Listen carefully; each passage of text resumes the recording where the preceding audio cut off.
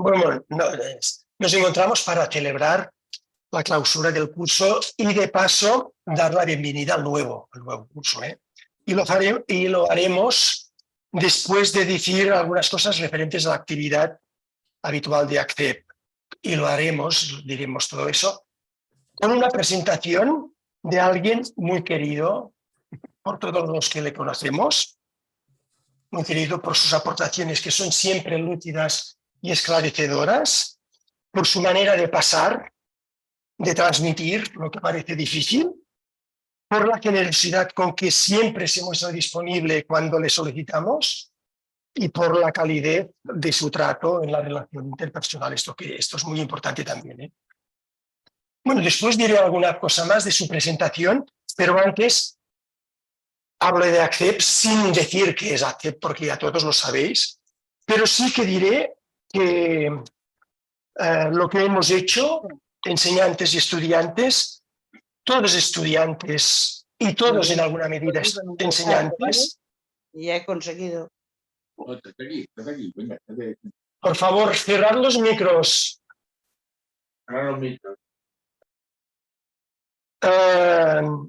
Digo que, bueno, lo que hemos hecho, enseñantes y estudiantes y enseñantes, todos lo somos de alguna forma, puesto que somos todos amateurs del psicoanálisis, ¿de acuerdo? Digo 4 datos. Uno es que este curso ha habido 86 inscritos, 86 personas inscritas en ACCEP.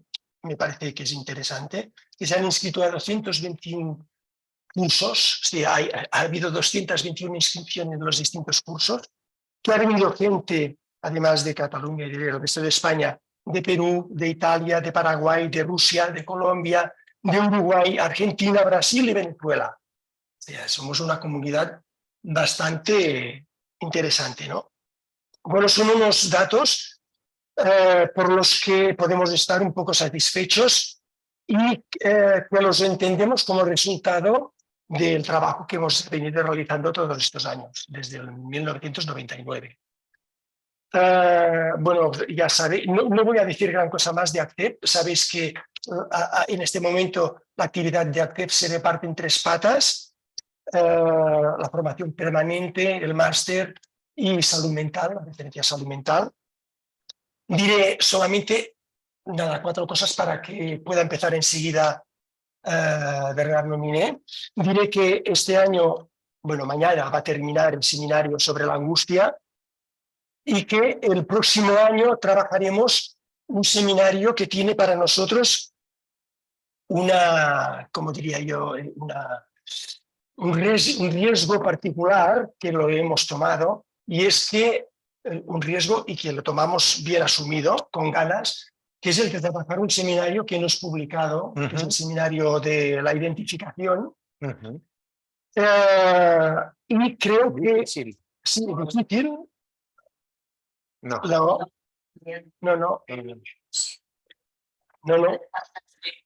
Es decir, que no tendremos ningún intermediario más que la transcripción del oral a lo escrito, y que será, por tanto, un seminario que nos dará una idea clara del work in progress, del ir trabajando, que diría Lacan. Es decir, no va a haber nada sentado, ¿no? Todo va a ir moviéndose, ¿no? Y me parece que va a ser interesante para ver cómo trabajaba Lacan. Y evidentemente todos los inscritos recibirán la edición que hemos preparado para poder trabajar el seminario, ¿de acuerdo? No digo nada más de ACCEP, y solo voy a decir que hoy presento a Bernard Nominé, que nos dará una conferencia titulada Varias perspectivas sobre el autismo, y añadiré que la elección del tema viene determinado por 2 cosas. La primera es evidente, porque con esta conferencia queremos dar visibilidad al trabajo sobre el autismo y concretamente a las jornadas que se celebrarán aquí en Barcelona los próximos 21 y 22 de octubre, que se va a llamar Invenciones y Aperturas.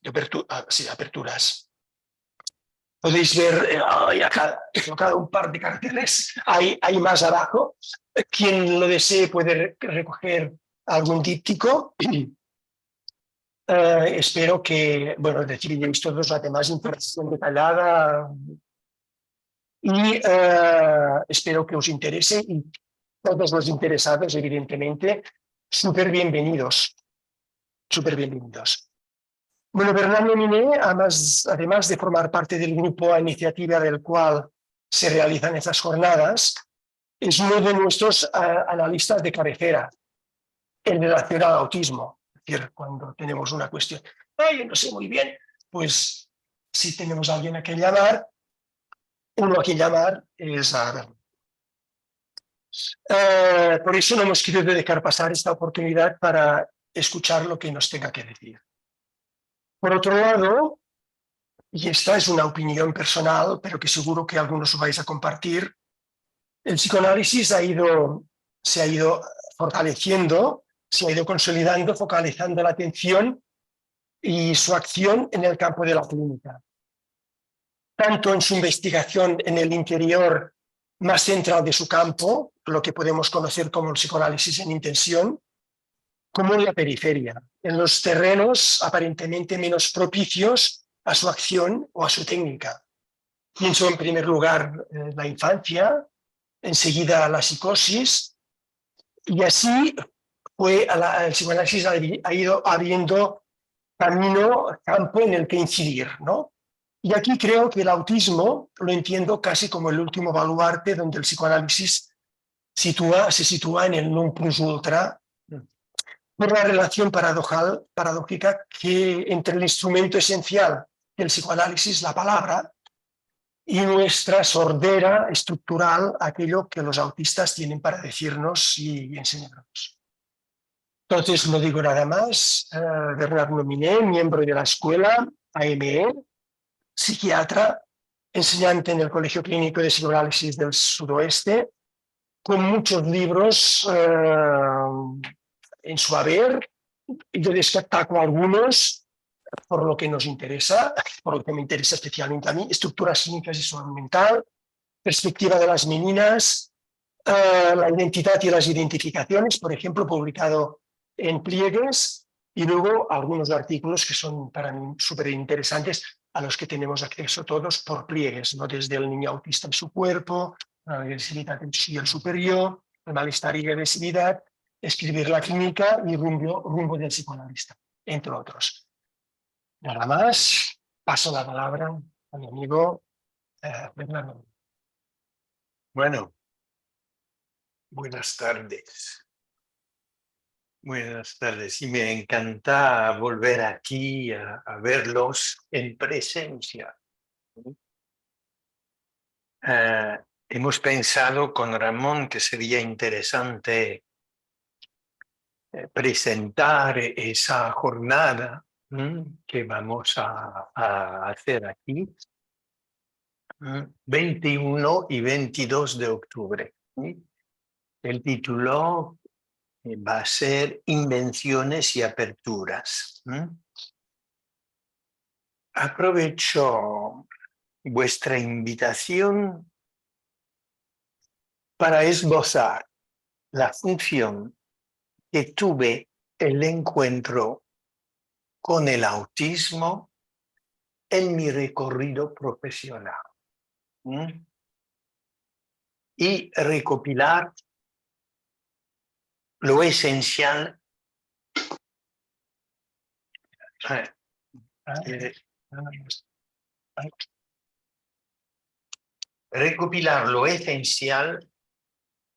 de lo que trate de construir a partir de lo real que esa clínica me enseñó.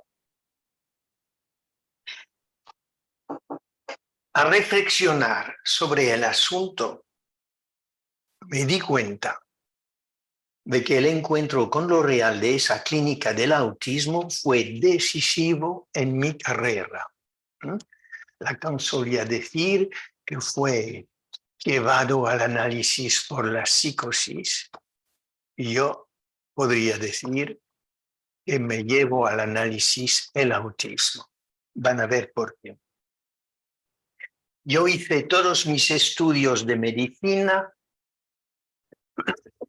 pensando dedicarme a la medicina de cabecera y especialmente en el ámbito rural.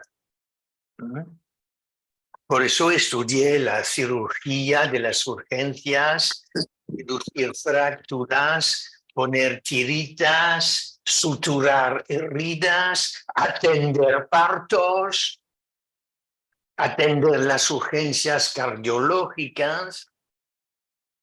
Lo único que me faltaba en el momento de las prácticas era pediatría. Por eso hice mi última residencia en un hospital heliomarino que yo conocía desde mi infancia, un hospital que se ubica en un rincón de la playa de Hendaya.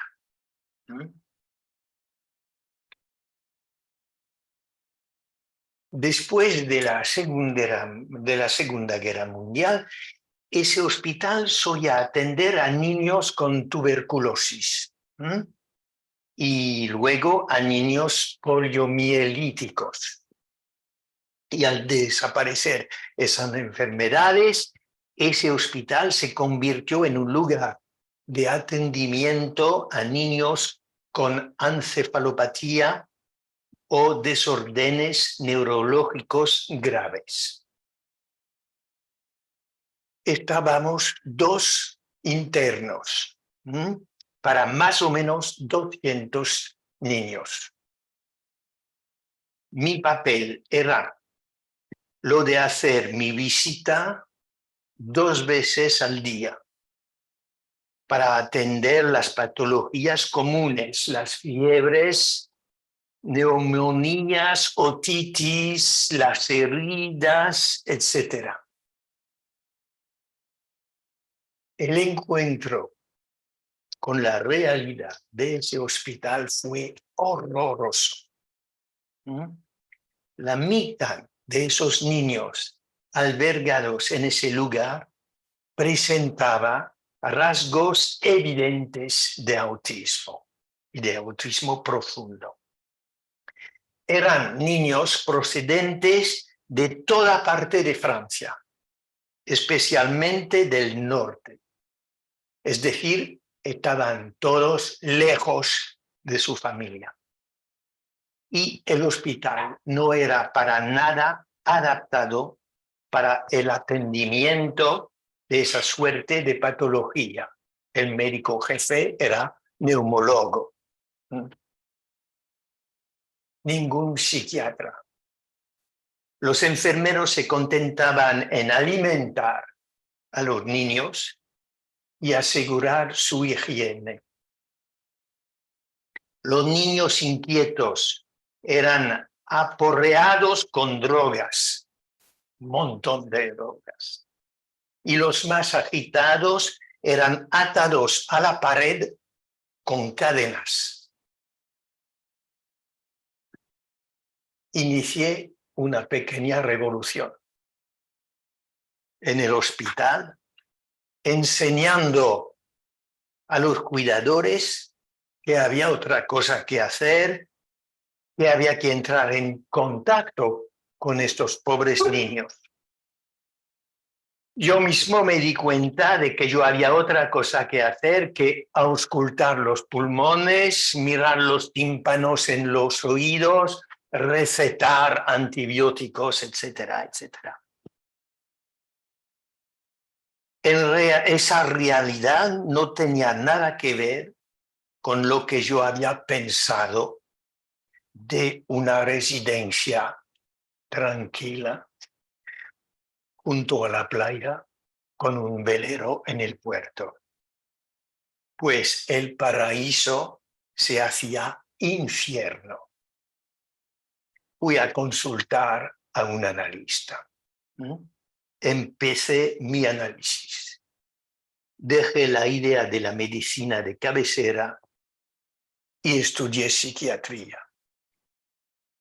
Más tarde, acabados mis estudios de psiquiatría, abrí mi consulta privada de psiquiatra psicoanalista.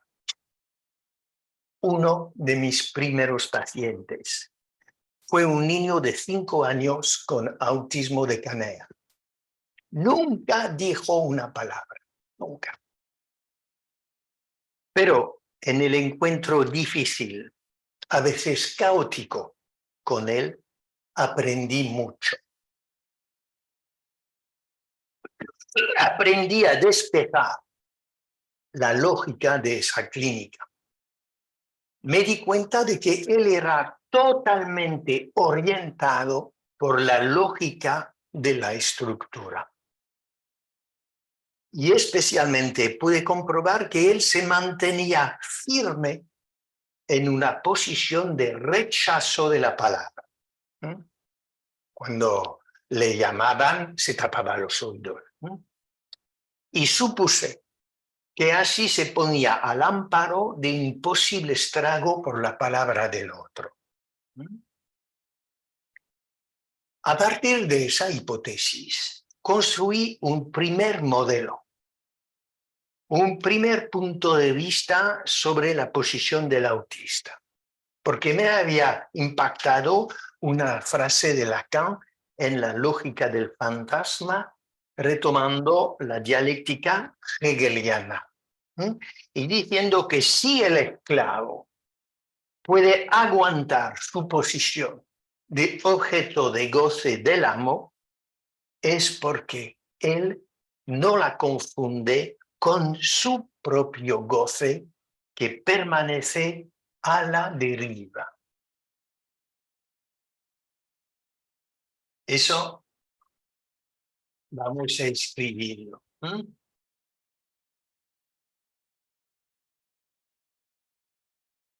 El amo.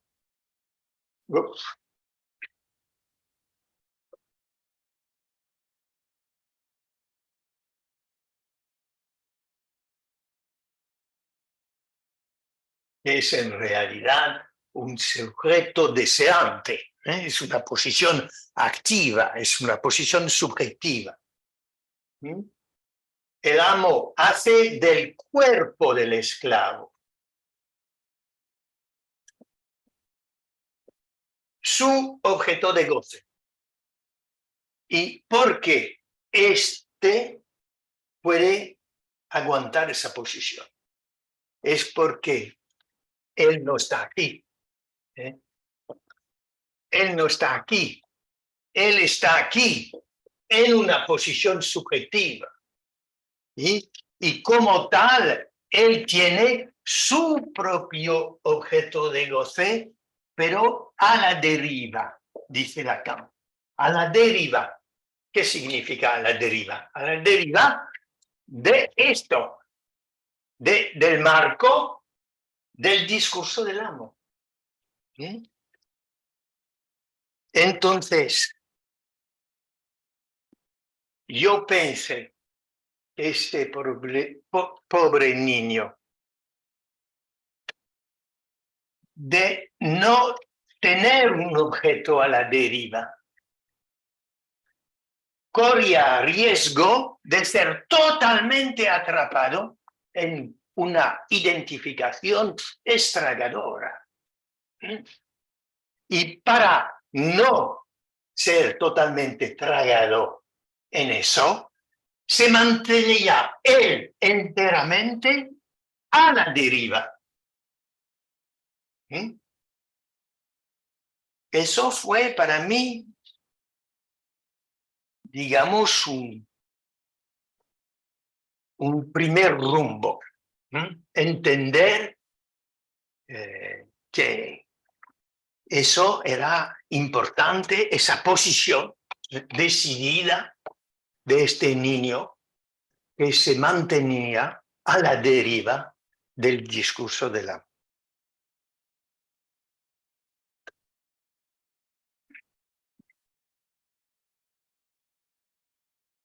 Por eso, el analista no tiene que empeñarse en hacer entrar a toda costa el autista en el discurso.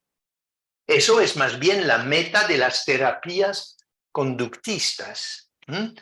El analista, en cambio, tiene más bien que ir a buscar al autista en su deriva, a encontrarlo en su deriva. Si recuerden, por ejemplo, este caso interesante de Melanie Klein con Dick. Dick tenía una estereotipía, solo se interesa por los trenes y las estaciones. Y todo el mundo le decía, deja eso. La gente solo suele decir eso, deja tus estereotipías. En cambio, Melanie Klein, antes de atender a ese niño, ha preparado juguetes y en los juguetes ha puesto un trencito. Es decir, que ella va a encontrar este sujeto en su deriva. Más tarde, estudiando un seminario difícil de Lacan, el objeto del psicoanálisis, con sus esquemas de la perspectiva, adaptándolos a la representación significante. Me di cuenta de que con ese aparato yo podía entender un poco el espacio en el que mi paciente o autista se movía. Entender por qué él evitaba el contacto visual, por qué en ciertas ocasiones usaba esa estereotipía en la que aproximaba su mano y la alejaba. Porque no miraba nunca ni el espejo ni por la ventana. Porque no podía dejar la menor huella, sin tratar de pegarse a ella o de agujerar la hoja después de haber trazado el menor rasgo.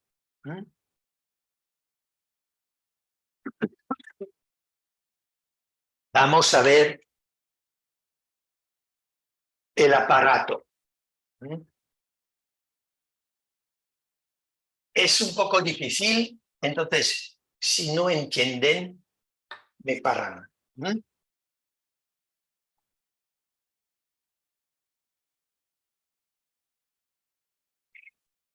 La perspectiva se conoce desde el 400, pero las leyes matemáticas fueron descubiertas un poco más tarde. Y el proceso esencial de la perspectiva se llama proyección central. ¿Qué es la proyección central? Es en un plano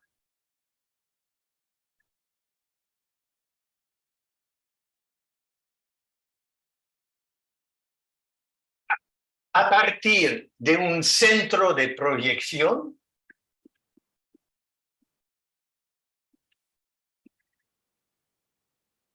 la imagen de un punto en el plano. Proyectar.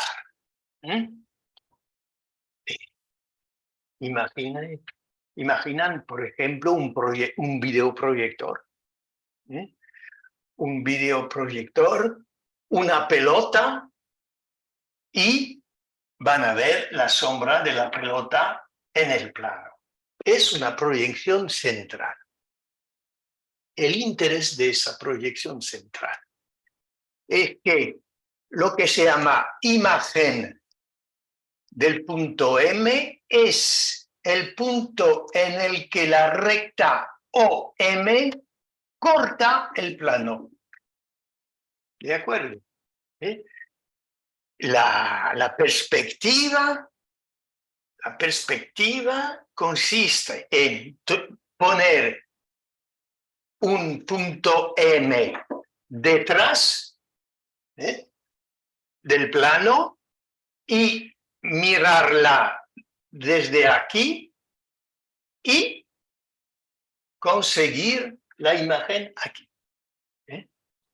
Eso se llamaba en la época la ventana de Dürer.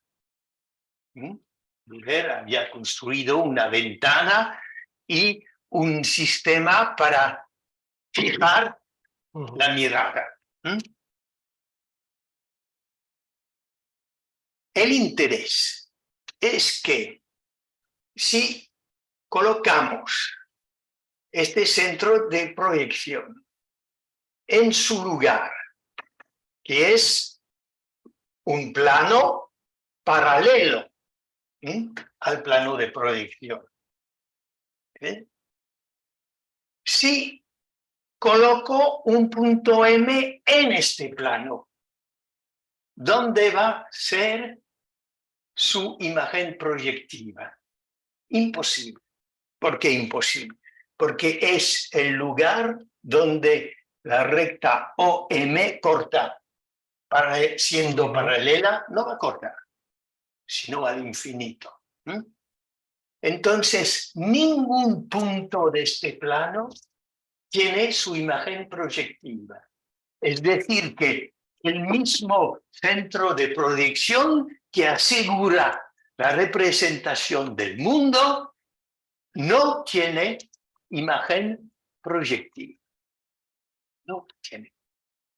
Cuando leí eso, pensé enseguida, eso es la estructura del significado. Lo van a estudiar en el seminario sobre la identificación. El significante no se representa a sí mismo, sino más bien podemos decir que un significante representa al sujeto para otro significante. Entonces, se me ocurrió escribir las cosas así.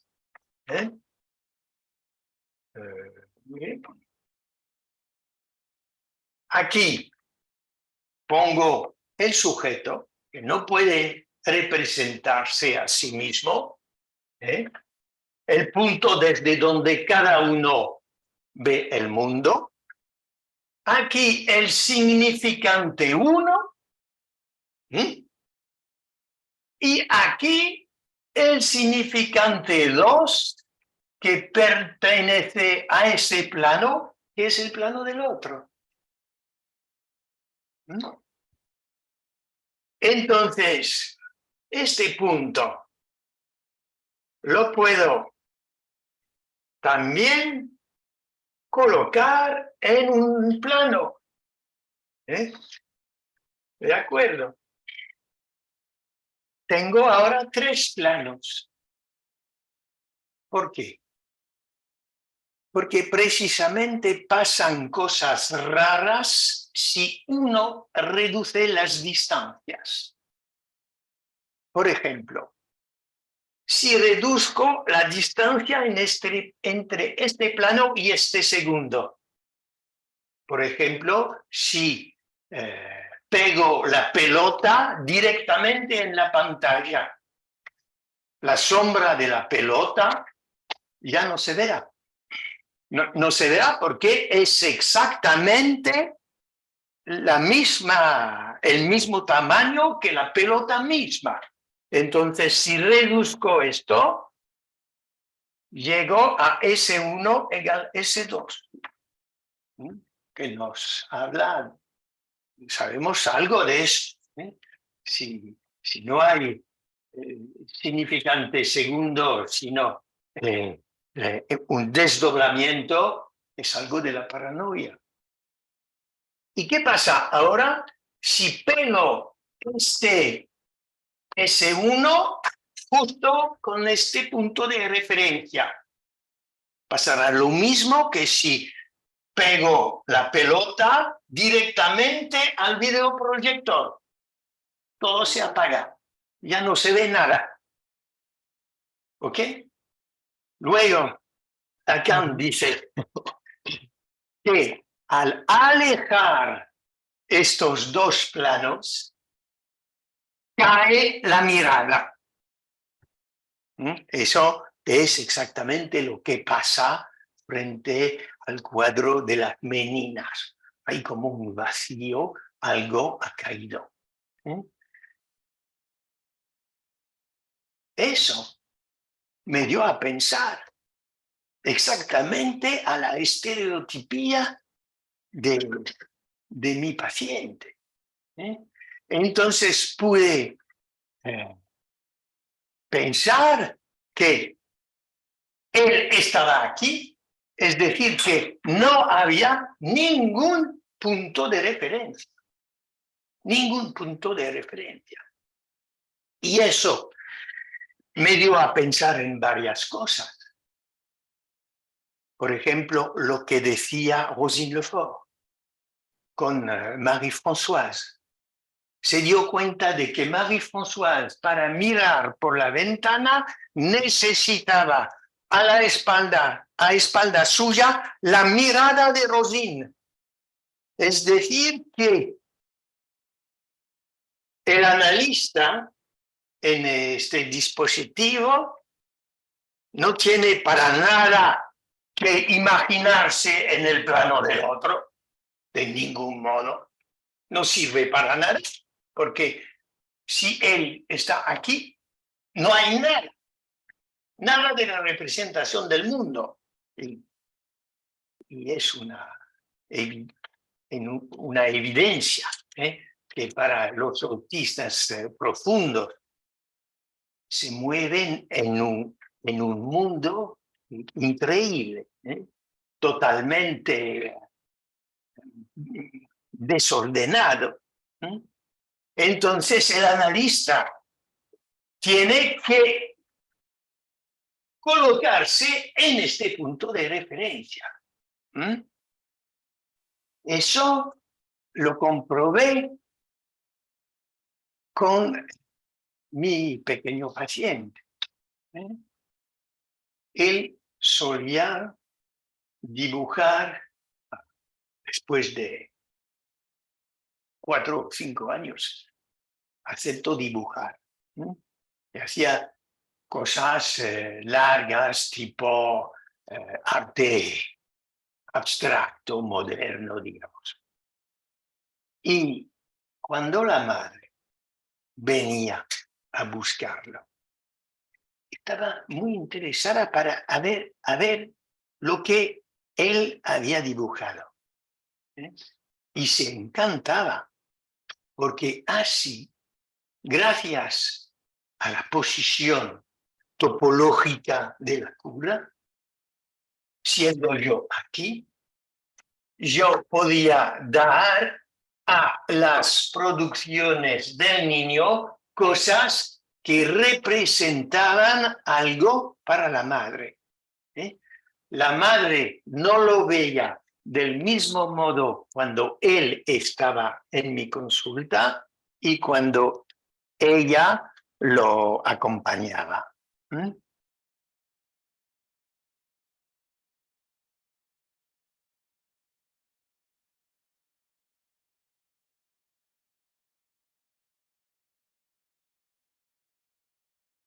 Del mismo modo, la imposibilidad de dejar huellas. Es la misma cosa. Un día yo había organizado una sala especial para atenderle. Era una parte de mi consulta que era una antigua cocina. Y en el suelo yo había dispuesto un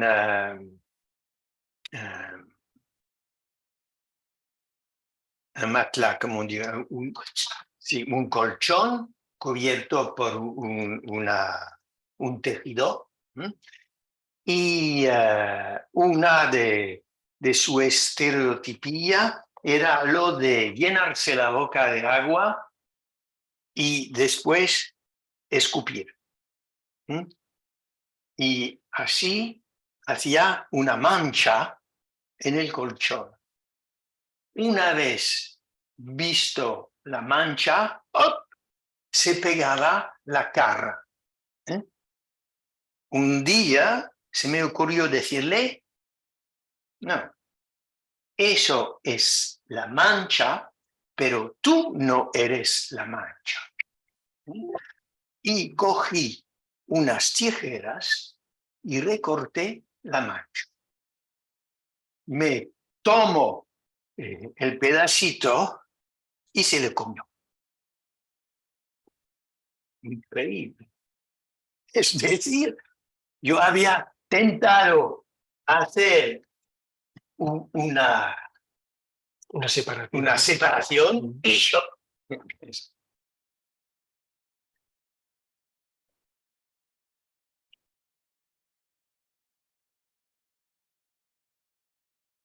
Al inicio de nuestros encuentros, hace, son casi 40 años, yo me había atrevido a darle una interpretación sobre una estereotipía suya.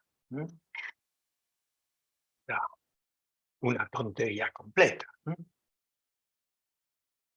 Pero porque me fastidiaba, porque solía descalzarse en cuanto entraba en el consultorio, andaba descalzo y era muy difícil conseguir que se volviera a poner los zapatos al final de la sesión. Un día, el padre me dijo que actuaba así en cualquier lugar. Mientras que, curiosamente, solía ponerse las botas regaladas por el abuelo para ir a la cama. Al escuchar al padre, me di cuenta de la importancia del significante bota en la familia. Un significante que unía al padre con el abuelo paterno. Y el niño me parecía atrapado en esa suerte de congelación significante. Le subrayé al niño, que de repente vino enfrente de mí pisándome los pies deliberadamente y pegándose.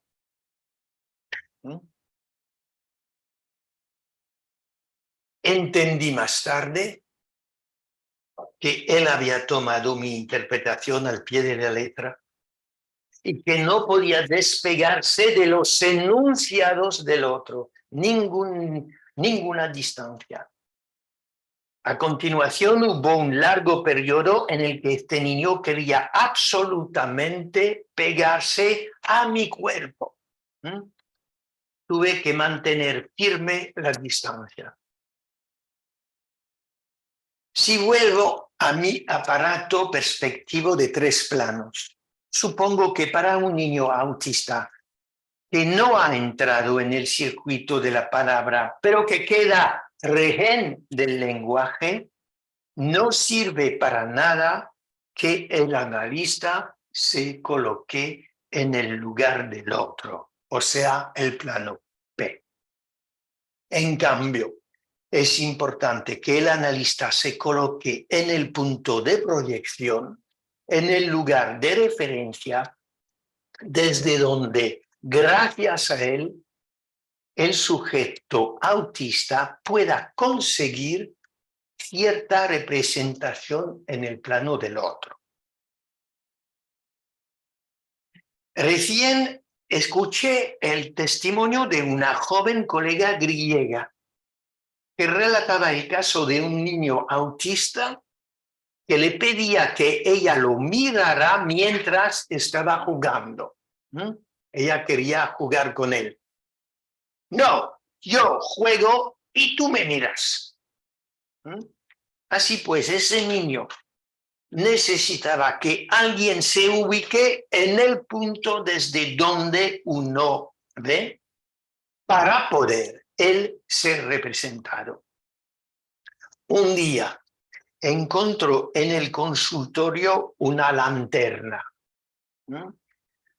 Pidió que se cerraran las persianas, que se apagara la luz y comenzó a escudriñar el espacio, iluminando con la lanterna ciertos objetos con gran júbilo. Equipado por ese aparato, él podía, de cierto modo, ordenar el espacio. El año pasado, en nuestra jornada de Ivry, ¿te acuerdas? Retomé esa construcción perspectiva para comentar lo que los padres de un niño autista nos habían relatado sobre la importancia para su hijo de poder ser visto desde distintos puntos, como lo veía la madre, como lo veía el padre, como lo veían los colegas en la escuela. Otros padres nos habían relatado un episodio reconfortante en un espectáculo en el que había participado su hija discapacitada. Verla rodeada por los demás coristas fue como verla desde otro punto de vista, luego otorgarle otra representación.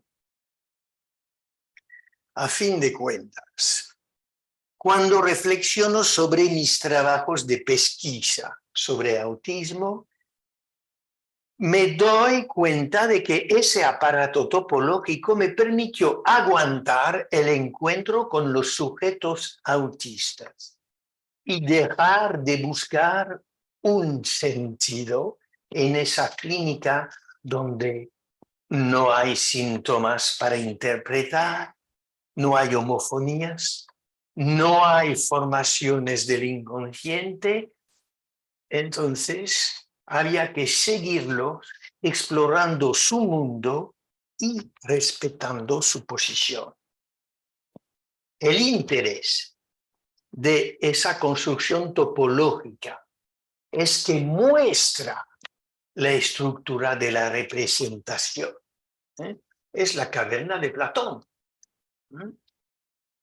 Y eso nos permite entender las dificultades del sujeto autista con la estructura del lenguaje. Los sujetos autistas nos muestran lo real de la estructura del lenguaje, su lógica, mientras que los neuróticos no la percibimos. La lógica nos fastidia. Aquí llego al tercer momento de mi recorrido con los autistas. Hasta entonces, yo no me había interesado en los escritos de los autistas Asperger, porque esa clínica me parecía tener poco que ver con lo que yo había encontrado con mis pacientes. Descubrí que esos autores testimonian de sus dificultades con la estructura del lenguaje y en eso hay un parentesco con la clínica del autismo de Canet. Los autistas Asperger hablan, pero de modo algo raro. Los que leen tienen un gusto peculiar a idiomas extranjeros. Se interesan por las gramáticas complejas. Aquí aprovecho la ocasión para desarrollar esa cuestión de la gramática.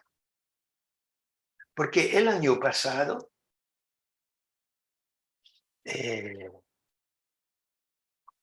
leyendo el libro de Milner, El amor a la lengua, me di cuenta de que Milner, comentando el concepto de la lengua en Lacan, subraya que la gramática le da consistencia a un idioma, le otorga cierta imagen de completitud, pero no es la gramática como yo la hubiera pensado. No es la gramática que asegura la ley del idioma. Lo que asegura la ley del idioma es el uso común compartido por los que lo hablan. Y eso me llevó a escribir,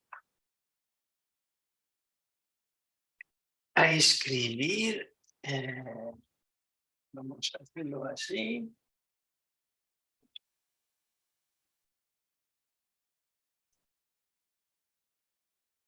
La estructura de una lengua de forma borromeana.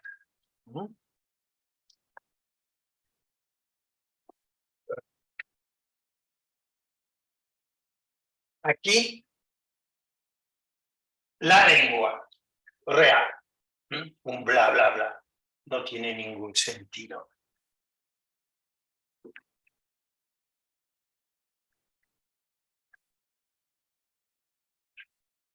Aquí, lo simbólico, que es en realidad el uso común de la lengua compartido entre todos.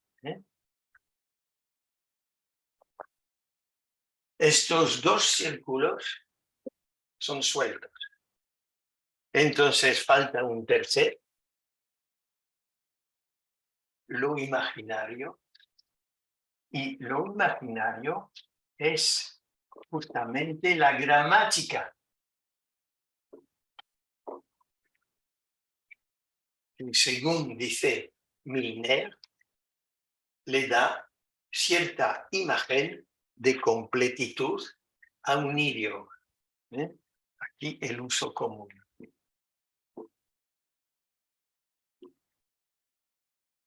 Uno puede pensar que las leyes de un idioma proceden de la gramática, pero en realidad no.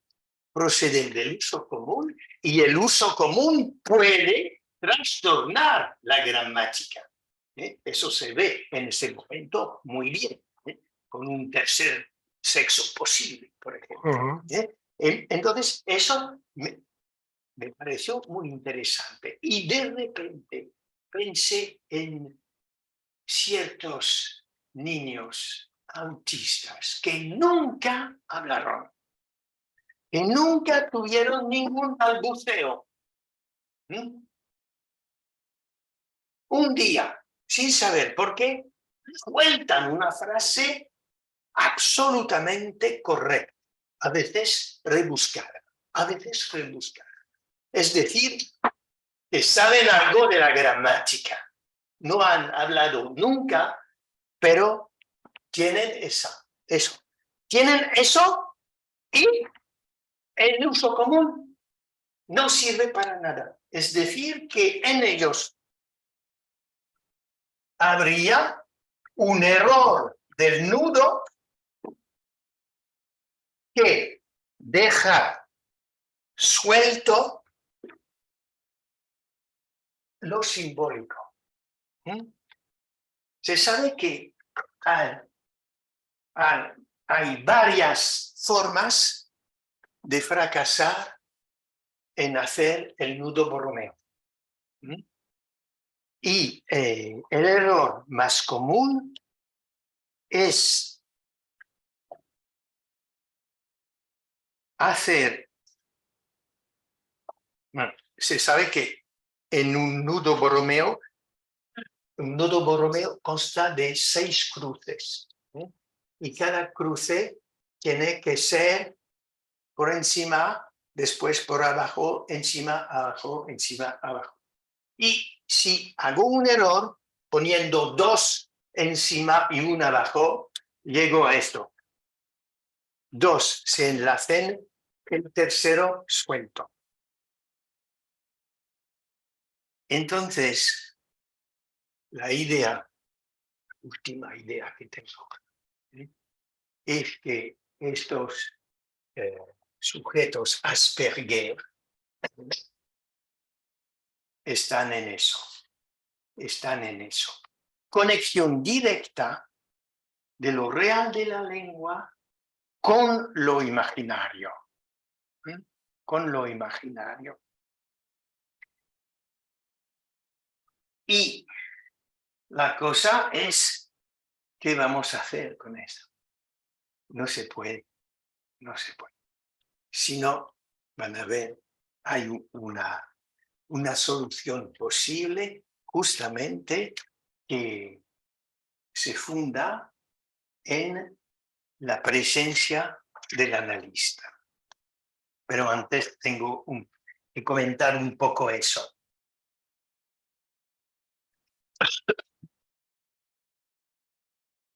Los testimonios que nos entregaron los autores que se dicen Asperger muestran que esos sujetos tienen dificultades con el lenguaje común compartido por los demás. Algunos han inventado un idioma íntimo que no quieren compartir con nadie. Testimonian también de sinestesias, o sea, asociaciones aberrantes entre cifras, letras y colores, sin que esas asociaciones crean sentido alguno, lo que demuestra que lo simbólico está fuera de juego. Hay un cortocircuito entre imaginario y real. A partir de lo real de la percepción y también de lo real de la lengua, es como el sujeto usa lo imaginario para dar cuenta de lo que ve o escucha. Damet, por ejemplo, piensa en el número 99 cuando ve la nieve. La nieve para él es 99. Y le otorga el color gris al número 9. Confiesa que le gustan las palabras raras, rebuscadas, porque suenan bien al oído. También las asocia con colores. Confiesa que le gusta cuando la aspereza de ciertas consonantes carrasposas se alterna con la suavidad de las vocales.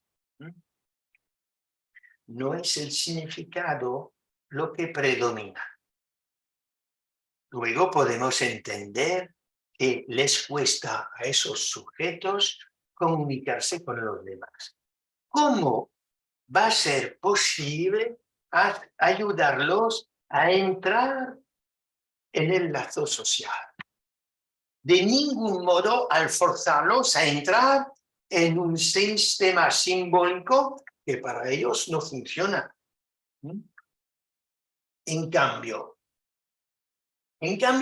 recién me enteré de que algunos terapeutas usan una práctica de imitación establecida por comediantes para entrar en contacto con sus pacientes autistas. Además, investigadores en neurociencias mostraron la importancia de la limitación en el niño que aún no habla. Ese proceso, dicen las neurociencias, ese proceso lo llevan a cabo las neuronas espejo, que cumplen una función esencial en el aprendizaje. Habrán notado que los niños autistas se imitan unos a otros. Además, las experiencias con comediantes imitadores y las investigaciones neurocientíficas han revelado que la persona imitada se siente reconocida. Eso me llamó la atención. Este proceso de reconocimiento en la persona a la que se imita favorece una relación. Lo mismo lo experimenté hace mucho tiempo con el niño de las botas. Nunca me miraba a los ojos, pero cuando yo imitaba sus estereotipías, se detenía. Se acercaba a mí y me miraba con asombro y gran atención. Sin duda, esa técnica requiere todo un protocolo y una actitud ética por parte del imitador. Sobre todo, no se trata de burlarse. Pero reflexionando sobre este tipo de experiencia, me parece que el imitador le ofrece al paciente lo imaginario de su propio cuerpo. Y si esta forma de actuar tiene algún efecto, es quizás porque este imaginario del otro, que no es ajeno a lo simbólico, porque el terapeuta sabe lo que hace. Él tiene un mundo establecido, anudado. El terapeuta sabe lo que hace y permite a la persona autista conectar con lo simbólico a través de un intermediario. Aquí es donde hay que subrayar que la cadena borromeana también tiene una función de lazo social. Y voy a tratar de construir de modo borromeano el acto, un acto analítico con un autista que se encuentra en esa posición donde lo imaginario es en un cortocircuito con lo real.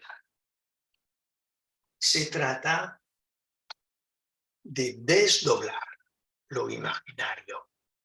Y eso es lo imaginario del cuerpo del terapeuta. Se desdobla, es decir, así. Y él, siendo en una estructura borromeana, él tiene una conexión con lo simbólico. Y aquí estamos con esto.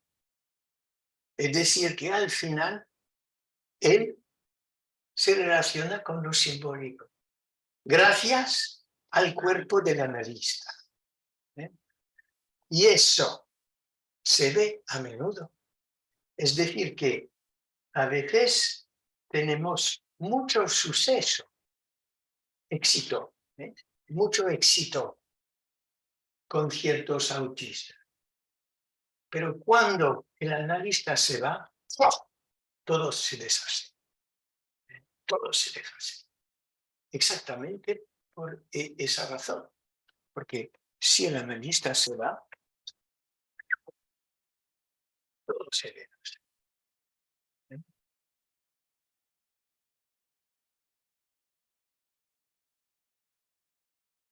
En Francia, supongo que aquí pasa lo mismo, en Francia tienden a incluir a los niños autistas en las escuelas. La intención es loable, pero los resultados decepcionantes. El niño autista que los padres y los maestros quieren incluir en un sistema que le es completamente ajeno, sufre muchísimo. Los modelos conductistas han tomado la cuestión al revés. No se trata de empujar a los autistas a imitar comportamientos adaptados para incluirlos en un sistema normalizado. Al contrario, el terapeuta tiene que incluirse en el mundo del paciente autista, en su economía, para ayudarle a construir un sistema que luego podrá vincularlo a lo simbólico. A fin de cuentas, que se trate de escribir la posición a la deriva del discurso, que se trate de pensar el espacio del sujeto autista a quien le falta el punto de referencia y luego la caída de la mirada, o que se trate de un anudamiento falso que deja lo simbólico fuera de juego. Cada vez intenté escribir de varias formas la lógica de la posición autística sin pensar ni un momento descubrir así la causa del autismo. Creo que sí existen peleas respecto al autismo es porque algunos pretenden haber descubierto la causa que hace que hay seres hablantes que no pueden o no quieren usar la palabra. Todas las prácticas basadas en un supuesto descubrimiento de la causa del autismo están, a mi parecer, necesariamente impulsadas por una ideología. El psicoanálisis tiene que alejarse de la ideología. El psicoanálisis, siendo una práctica fundada en el poder de la palabra, los analistas tienen que adaptar su práctica cuando atienden a un sujeto autista.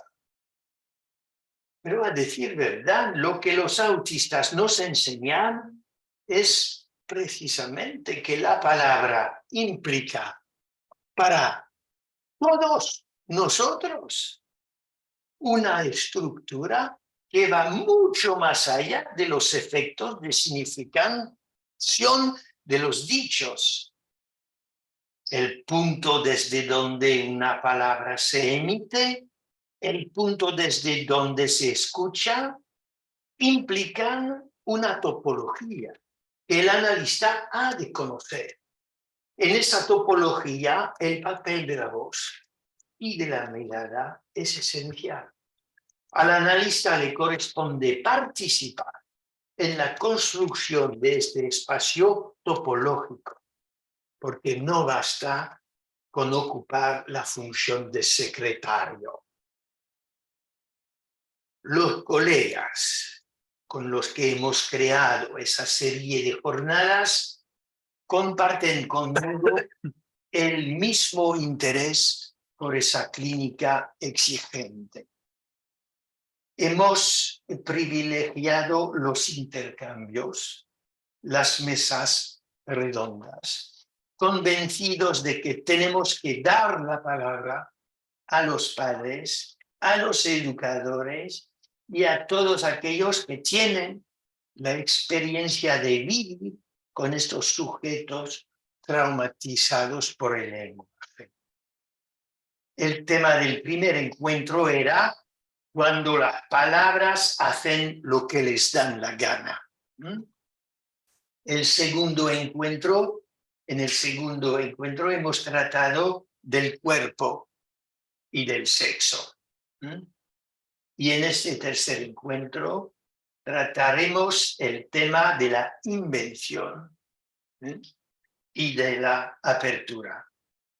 Se tratará de ver cómo acompañar al sujeto autista en sus invenciones. Ya estamos.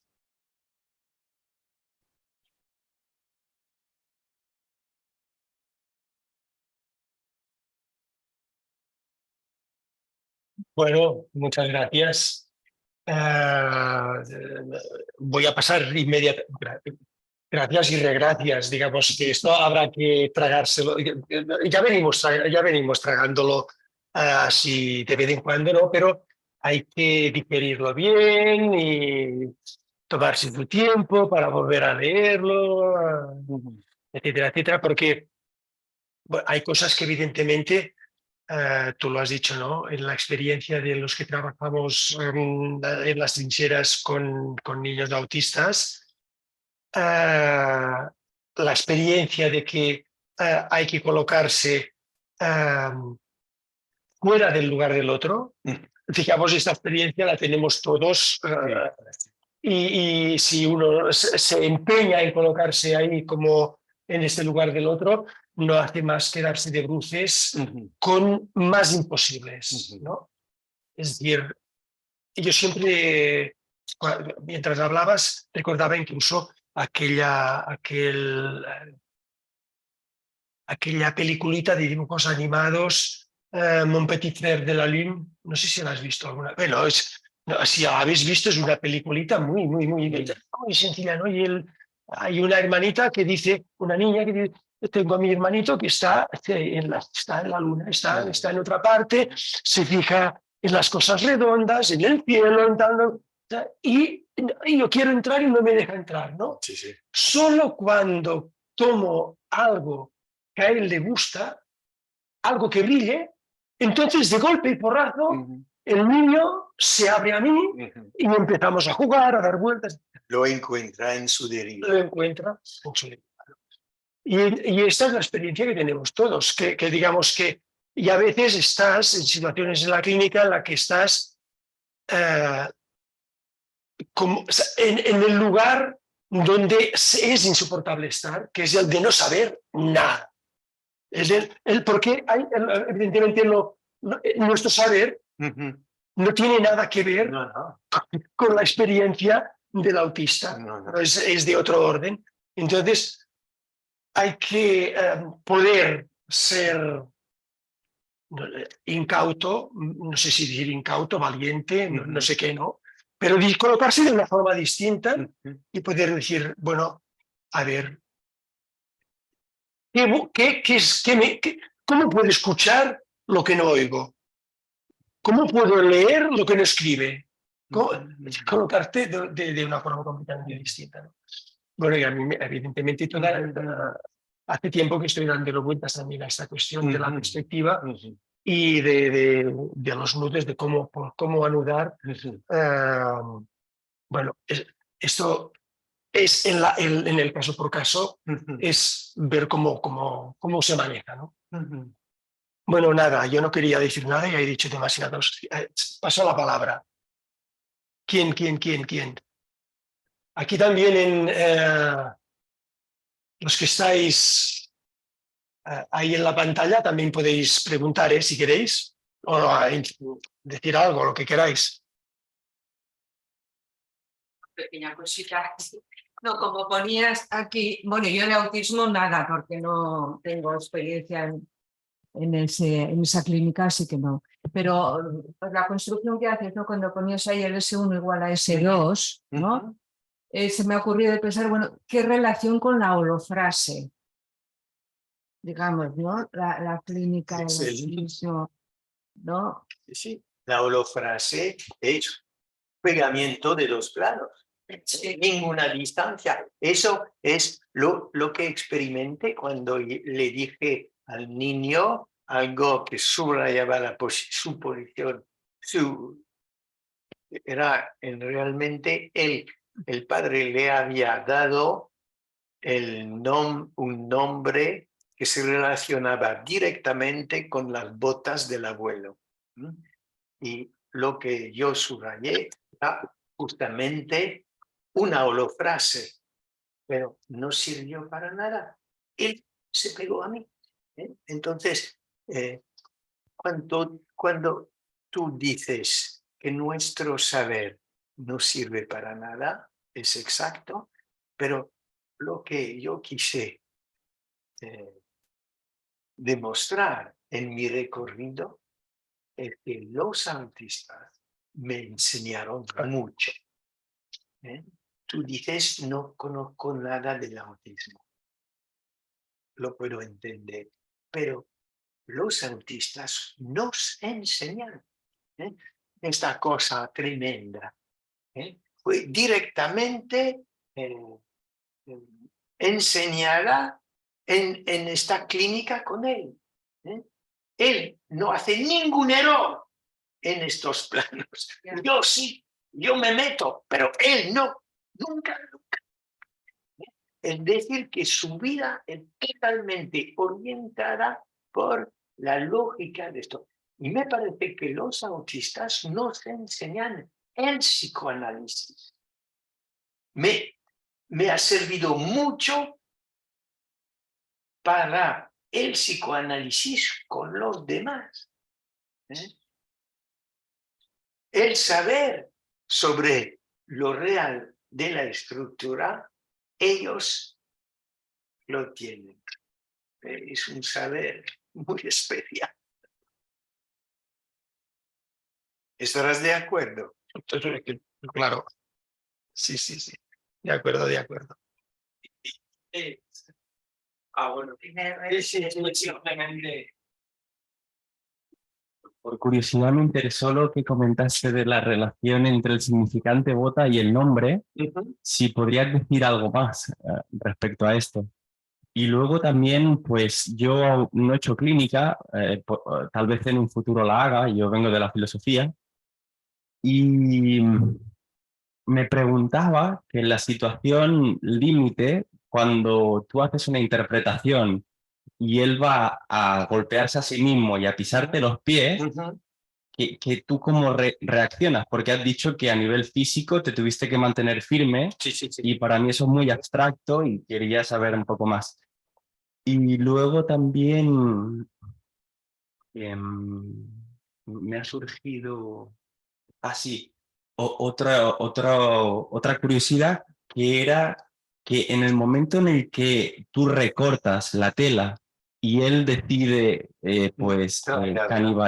tragársela, ¿tú le permites que se la trague o...?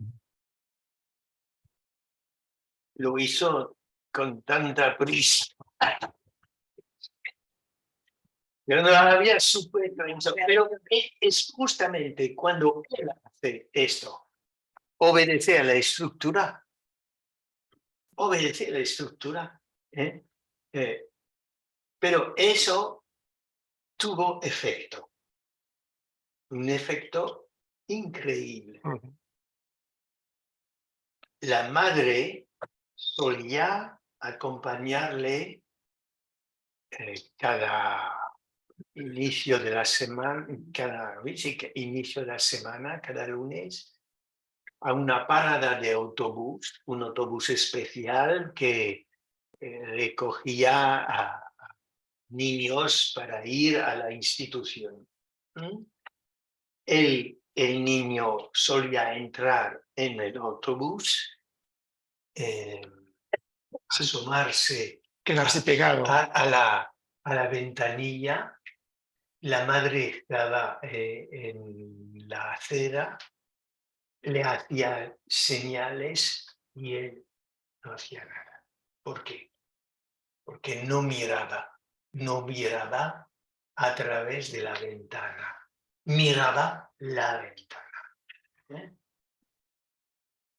Después de haber tragado y de mi acto de subrayar una separación, la madre me dijo que este lunes subió en el autobús, se asomó a la ventana, vio a su madre y se puso a llorar. Se puso a llorar.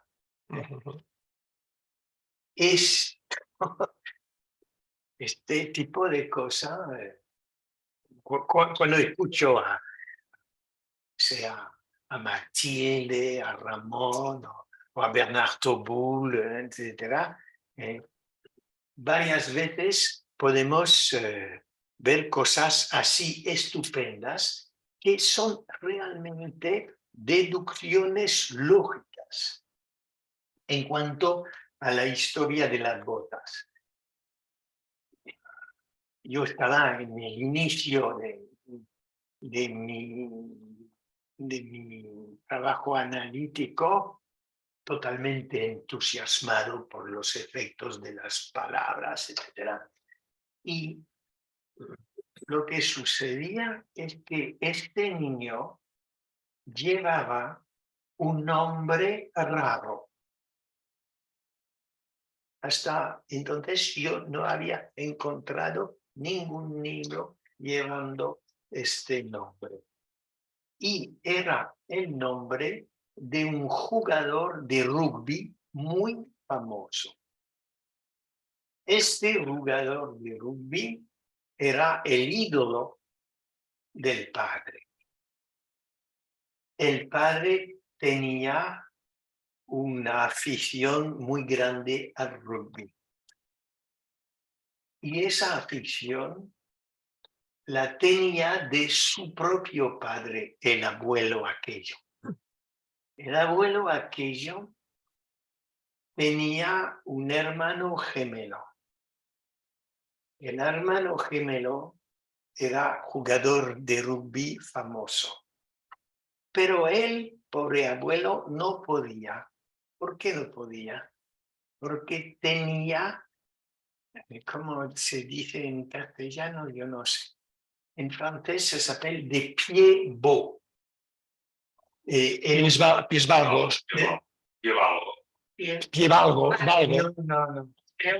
Es, en medicina se llama varus equino. Sí, sí.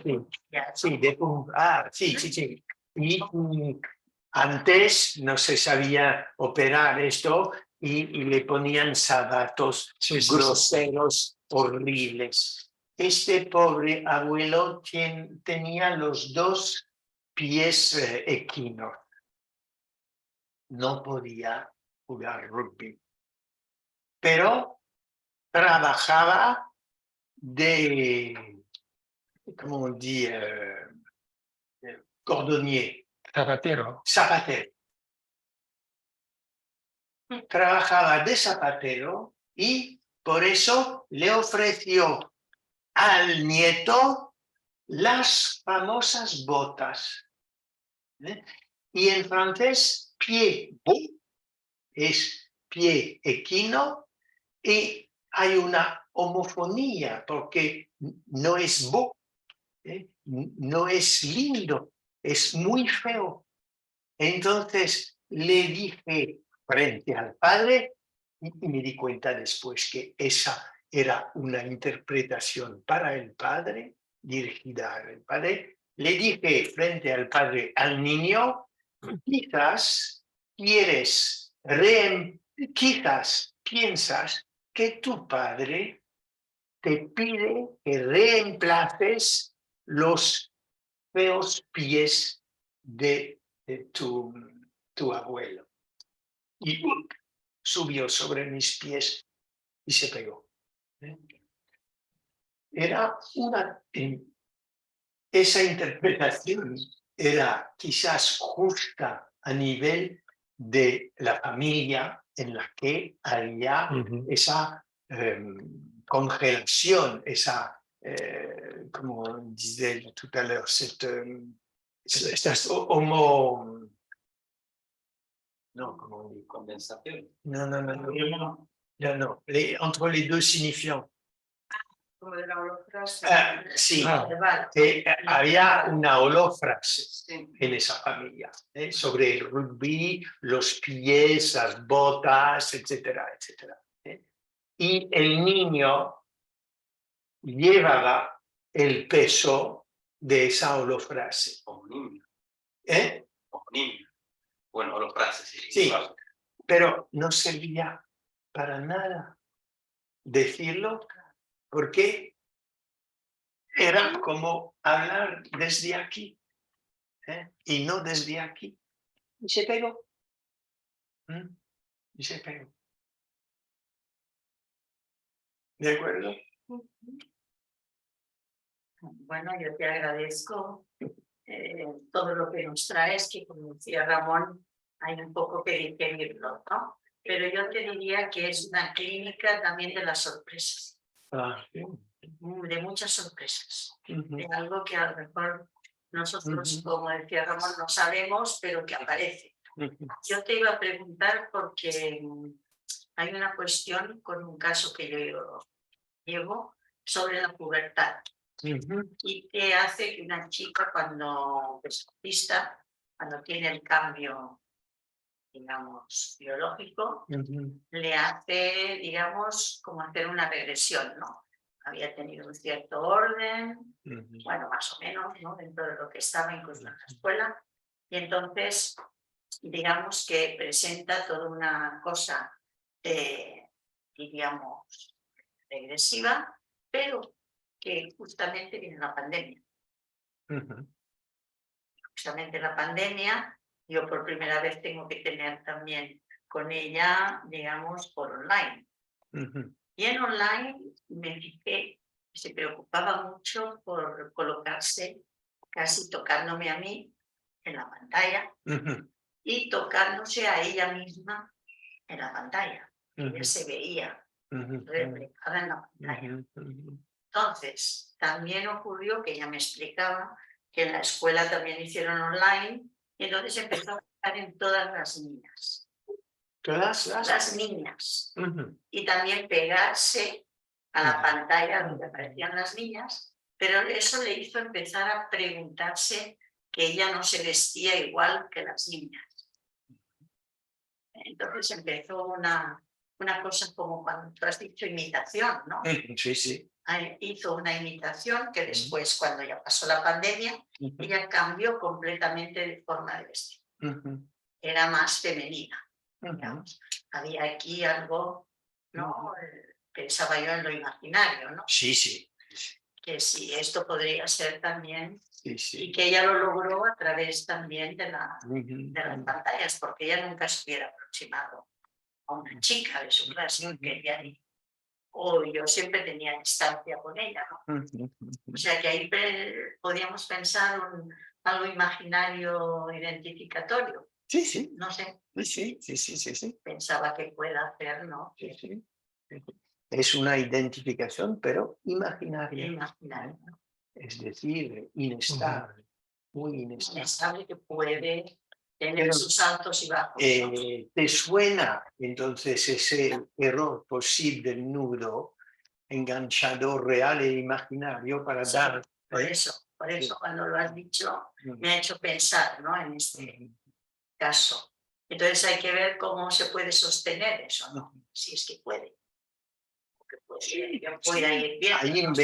Hay invenciones posibles. Hay invenciones. Siempre los colores que llevan las chicas. Y se ponen esos mismos colores. Que viene a la consulta y me los enseña, ¿no? O las bambas, que son las que están de moda, digamos. Pero que es repetir, ¿no? Bueno, yo en este punto, pues ya que estaba... Y en este punto estaba... Bueno, y en este punto, no sé si... ¿La gente de casa ha oído algo? Sí, vale, bien. Pues yo llegado a este punto, ha salido ahora el tema del vínculo del nudo Borromeo, de cómo quedaba por fuera pues lo simbólico, y he visto que cuando has hecho lo del doblamiento, has vinculado lo simbólico, pero luego habían como, has incorporado, si no me equivoco, 3 esferas más. Es decir, estaba la langue o lo real, la gramática, las has doblado, has pasado el aro rojo, que era lo simbólico, que lo podías traer tú mediante ese doblamiento, poniéndote tú, como has dicho, en el centro de P, pero luego has sumado 2 esferas más abajo, ¿no? No, ya estaban. Eran las del propio sujeto autista y tenían lo real y lo imaginario. La cosa es cómo hacer. Eso es el analista. Su imaginario, su simbólico y su real. Y aquí está. Y hay que hacer un desdoblamiento entre eso y eso. Pero para hacerlo, yo tengo que abrir y cerrar. Pero es eso mismo. ¿Me da tiempo de decir una Sí, hombre. Sí. Gracias. Gracias. Me has hecho acordar, yo tuve una experiencia intensa pero breve con autistas en la época que trabajaba en el centro de asistencia primaria infantil que yo coordinaba. Quería darte una pequeñísima viñeta porque siempre me quedé intrigado por una secuencia que hubo con un niño autista que me llevaron en consulta, yo lo tomé, creía que había hecho una genialidad y ahora tú me has explicado muy bien que yo no hice nada. Que fue la estructura la que me obligó a ponerme. O sea, yo lo venía atendiendo, él venía y yo trataba de hacer pues, el análisis con niños a la Melanie Klein, con una serie de cosas dispuestas y preparado para intervenir con interpretaciones y tal. Y el niño hacía una absoluta ignorancia de mi persona, andaba por el despacho y con el tiempo se estiraba en el suelo y cogía, era un sitio donde hacía mucho calor y no teníamos aire acondicionado. Yo siempre tenía una botellita de agua para irme refrescando y cogía esa botella y la hacía rodar. Hacía rodar. Entonces yo dije, yo ya no puedo soportar más que este tipo me ignore. Así que yo me estiré en el suelo también, frente de él, y ahora me doy cuenta que me fui ahí. Y estaba mirando cómo él daba vueltas de la botellita. Tardamos muchas sesiones que yo miraba, él daba vueltas, y yo estiraba en el suelo en paralelo a él. Y al cabo de bastantes sesiones, logré que él tolerase que él si daba una vuelta, diera luego una vuelta yo a la botella. Y empezamos un juego, una tuya, una mía, una tuya y una mía. Entonces, estoy en algo en relación a él que no sé muy bien qué es. Pero lo que me interesa fue la secuencia que ocurrió. Una de las veces que hicimos este juego, a mí me parecía un progreso, porque antes era una ignorancia absoluta de mi presencia. Un día la botella estaba mal tapada y se derramó el agua. Y cogió una crisis de angustia y de agitación brutal. Yo me hice a mí mismo la explicación de si esa botella derramándose no era una especie de doble de su propio cuerpo o qué pasaba. Total, que yo le traté de calmar cogiendo con mucho cuidado, enseñarle que cerraba la botella, que ya no iba a caer más agua, porque estaba urgido porque se calmase, ¿no? Y ahí viene mi sorpresa. A la sesión siguiente, cuando salgo a buscarlo a la sala de espera, él siempre estaba en las musarañas, no hacía caso de la madre ni de nada, y me lo encontré profundamente atento, pasando una revista y mirando las imágenes. Me dio la sensación, entonces, que entre ese episodio y ese cambio había alguna relación, pero nunca he sabido muy bien interpretarlo. Por eso te lo digo, a lo mejor entre todos le vemos alguna lógica. Estaba pensando que algo de así se podía pensar. Efectivamente, y a partir de ahí, la imagen de las figuras humanas y el contorno, digamos, imaginario de empezó a prestarlo funcionar. interés. Sí, sí. Creo que es muy interesante lo que dices. Tiene que ver a la vez con esa topología y con esta. Es decir, que al colocarte en el lugar subjetivo que él no puede ocupar, has visto su mundo. Sí, sí. Has visto su angustia frente a un mundo que él en ese momento no puede dominar. Y porque hay que entender que para el artista este mundo que no tiene ninguna representación es tremendo. Entonces él con sus estereotipías trata de dominar el mundo, pero no lo puede dominar dibujándolo, por ejemplo, y lo hace de modo muy, muy raro. Y tú, al colocarte en su posición supuestamente subjetiva, has visto algo. Has visto algo y has... Hiciste un remedio, de cierto modo. Un remedio. Y luego, él, de cierto modo, pudiera haberse dicho, este me entiende. Este me entiende. Es decir, que tú eres un doble para él. De ahí un reconocimiento. De ahí un reconocimiento. Creo que es muy interesante eso, que a partir de ahí pudo fijarse en las figuras humanas. Sí, sí. Yo creo Porque, que Las sí. miraba a partir de porque quizás por primera vez encontró a alguien que le reconoció. Sí, yo pienso que justamente el hecho de que se derramara el agua fue el sello, lo traumático que le hizo darse cuenta de que tú estabas ahí cuando tú después tiras el tapón, ¿no? Es decir, es en este momento que él quizás dice lo que ahora decía Bernard, ¿no? Es decir, no hablar, no hablar. Haya entendido mi drama. Sí. La verdad es que no lo entendí. Bueno, no. O lo entendí de una manera peculiar, porque además yo me decía a mí mismo, ya te explico, la idea que luego me fui montando es que el agua derramada en cierta manera quizá había sido un trasunto del objeto A, que se caía o que se recortó o algo así. Y que por eso después podía tolerar las imágenes, porque sabemos que en el espejo, si en el espejo no hay extracción del objeto A, no hace de espejo. Bueno, Pero eso ya es un registro de lo neurótico.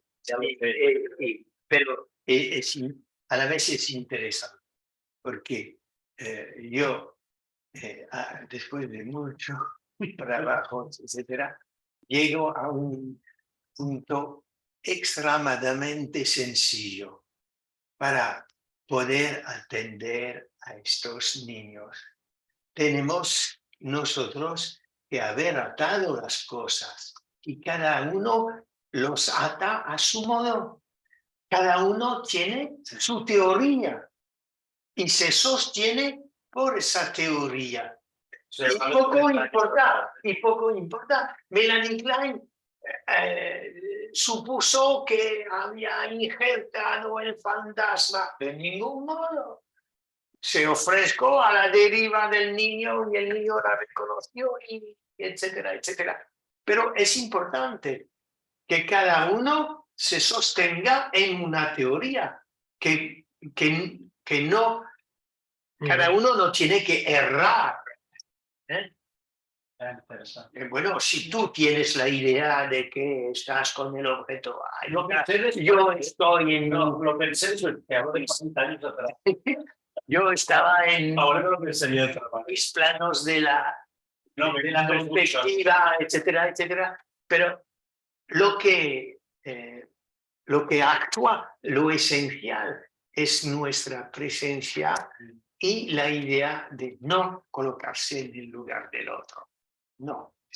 Y eso es... Sí, sí, no, está claro que no me lo podía estar. No, no. Era mi posición, mi deseo inicial. Solo era una mera lectura. Muy bien.